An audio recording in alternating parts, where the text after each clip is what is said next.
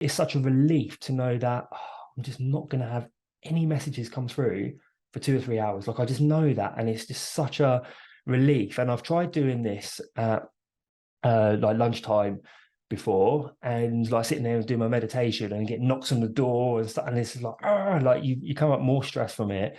And at the end of the day, I just find like the same with going to like the gym or exercising. At the end of the day, it has its place, but as part of your core routine, I think it's so easy to be, oh, I've had such a long day. This has happened. I'm tired. I'm not going to do it. And then you don't do it. And then you start like to defeat yourself and give yourself a hard time.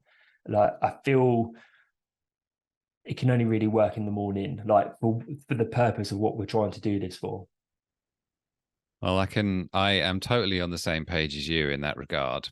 The voice in my head, that nagging voice in the head, I have compared myself previously to a grumpy bear in the morning.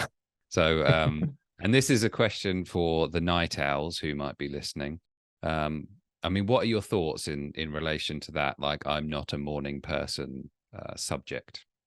I really do hear that a lot. And I also recognize that some people are more happier getting up in the morning and some people are more happier staying awake until the early hours in the morning. Um, I used to actually be the latter. I used to be a night owl, and yeah, sort of half one, like 2 in the morning would have been my bedtime. Um, I think it's all relative. And so if you're used to going to bed at 2 and you wake up at 10, great, wake up at 9:30, wake up at 9 a.m. and start there. I also think it's really important to say, I am quite a positive person and I get very passionate about this, but that doesn't mean I jump out of bed, big star jump and like a Rocky scene, sort of punch in the air.